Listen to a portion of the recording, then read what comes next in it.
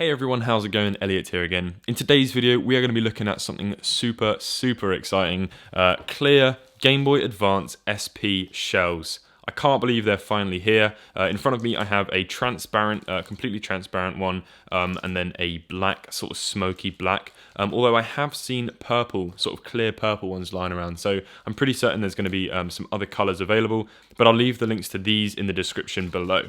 So I'm going to be putting this on my pink Game Boy Advance SP. I have had this for quite a while and it's a little bit scratched up, and I've wanted to reshell it with something that I think is going to be really cool. Obviously this is going to be completely oversaturated soon enough when you all get your hands on one, but for now it's going to be a pretty exclusive thing because these have literally only just come out.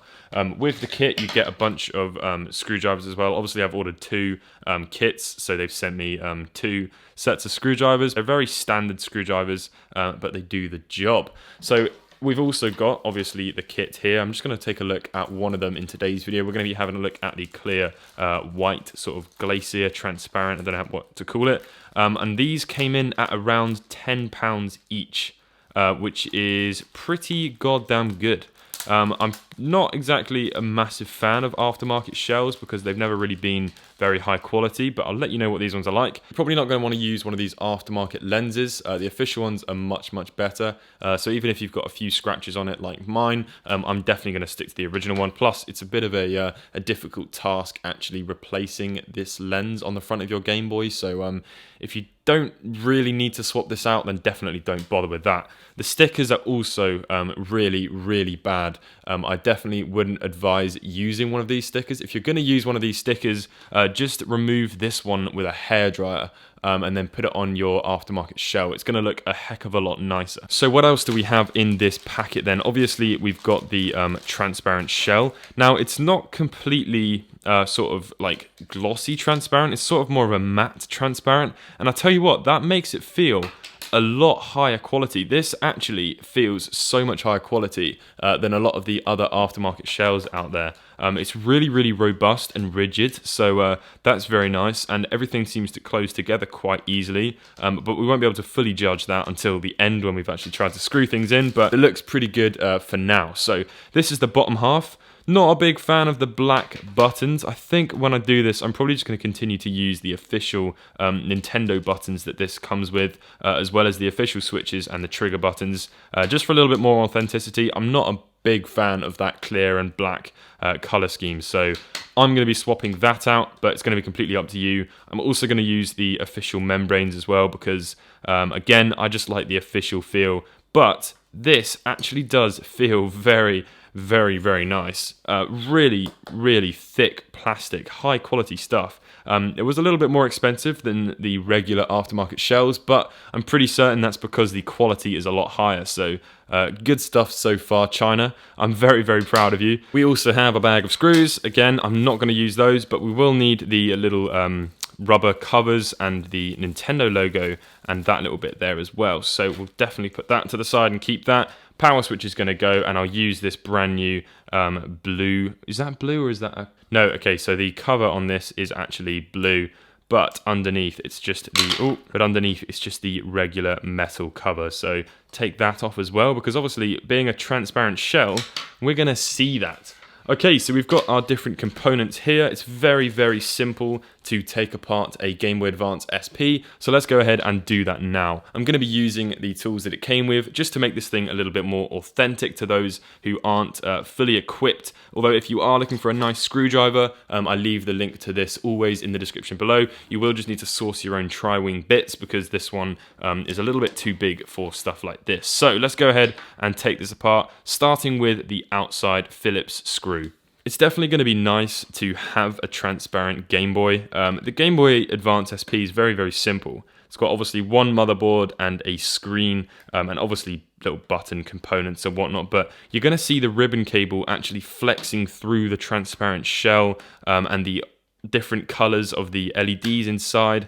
So it's going to be a very, very nice shell. I'm really excited. If you're going to do this, I'd advise actually hanging on to the official Nintendo screws. They're just going to be a little bit nicer than the aftermarket ones. If you're going to do that, obviously it's very important that you keep all the screws separate because they are actually different.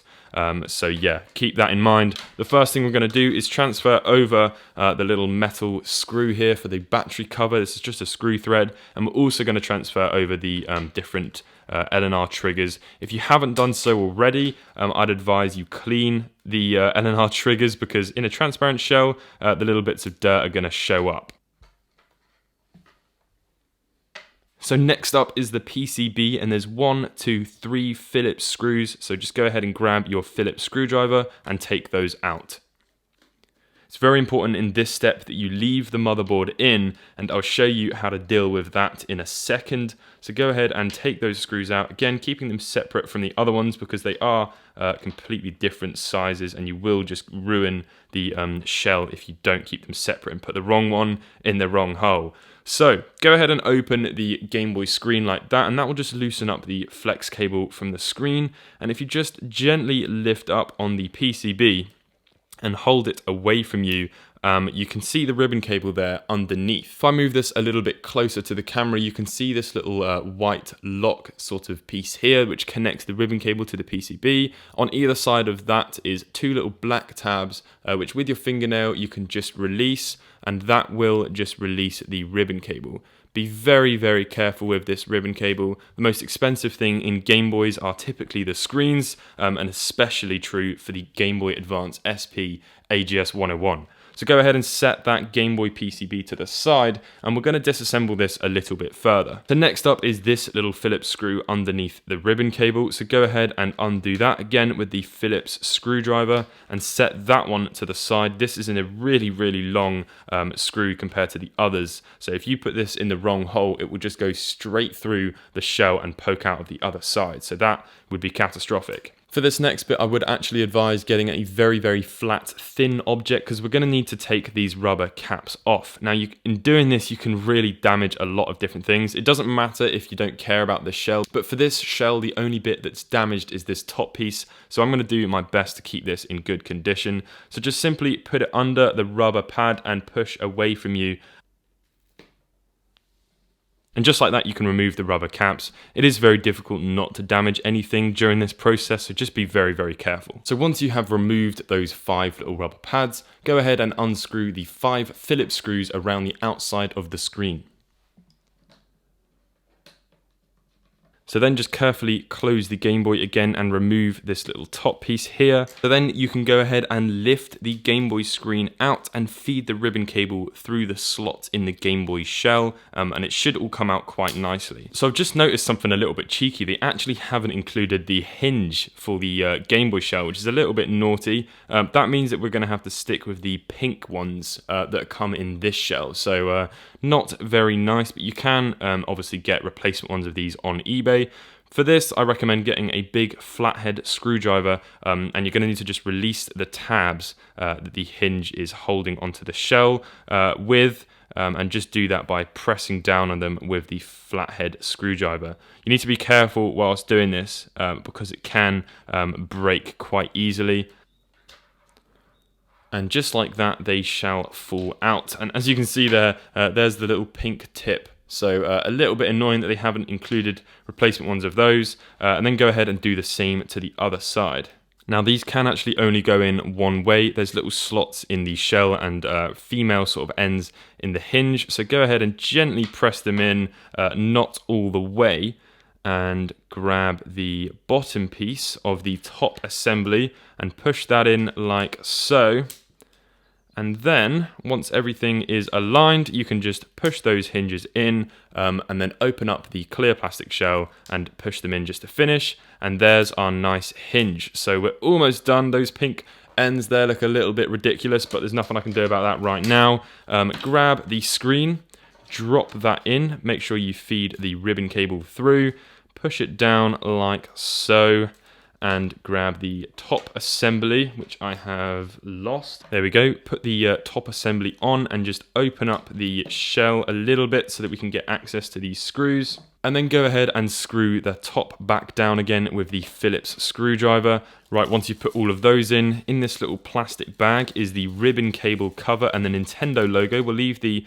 Oh! Right, so I'm completely incorrect. It does actually have the hinge covers in there, so that is excellent. I just didn't see them because they're clear. Right, so I have now just replaced the hinge covers and they look a heck of a lot better than they did in pink. So now it's pretty much straightforward. Just drop all of the buttons back in.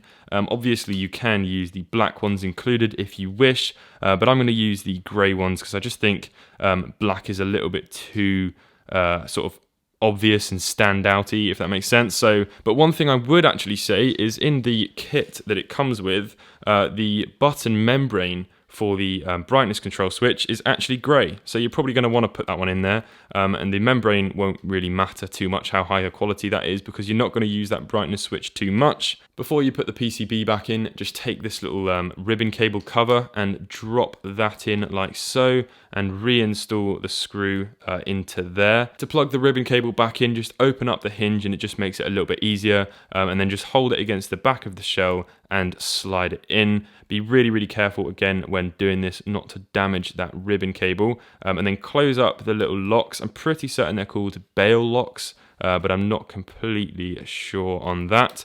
And then you can just flip that over. Don't forget the power switch, which is something I've done several times in the past doing this. Once you've got the PCB back in, go ahead and take the 3 screws and screw them back down. So pretty much the final thing for us to do now is just to reinstall the screws for the back shell housing piece. These are going to be quite difficult. I don't know why, but the aftermarket shells, the back pieces are even harder to screw on than the other ones. So just apply a little bit of pressure, not too much, and they should go in okay. The final thing to do is the battery and the battery cover. It's a Phillips screw for the battery cover, so go ahead and grab the Phillips screwdriver, which is one of these ones here. I'm going to be honest, the screwdrivers which come with these kits aren't that great, and the ends of them seem to get damaged quite quickly, so I probably wouldn't use the ones that it come with, if I'm honest with you, but if you've got nothing else, I guess they're good enough. But that is actually it. We have finally installed the clear shell, and to be honest, it looks quite nice without the sticker on the back there as well. I'm actually going to leave the sticker off the bottom because you can see the label through the clear shell, which is really, really nice, and it fills out that space completely, so it doesn't look like there's anything missing there at all. The shell is actually very, very high quality. I really, really like it. The final little detail for us is just the Nintendo logo, just like that. There's also a protective cover on the top of that, which hopefully I can peel off. There we go. And boom. That is amazing. Not totally fond of this black sponge here, but that just pads the screen down. But look at that. That is very, very cool. There is the AGS 101 inside that. My God. Okay, so I guess my final thoughts then. This thing is noticeably higher quality than the other previous aftermarket shells I've looked at. I think one of the reasons for that is that the finish of the shell is actually matte. So it's a really, really nice feeling Game Boy shell, and it doesn't at all feel low quality. The only thing that is a little bit low quality is that screen lens on the top there, but I'm pretty certain you can replace those with glass ones, which is something that I will be looking to do. I think I'm going to leave the little rubber caps off this shell because you can put black ones on, but I really like just leaving this super stripped back. I think it looks very, very nice, and yeah, really, really impressed with that for £10. Knowing my luck, I've managed to put the B button in incorrectly, so I can sort that out later on, but blimey, does that look good. I am so, so impressed with this. Really, really amazing stuff from China. Thank you, China, for finally fulfilling our wishes of a clear Game Boy Advance SP transparent shell. It's definitely turned out looking fantastic. Let me know what you think in the comments section below. If you'd like to buy one, I'll leave the link as always, and I'll catch you in the next video. Peace.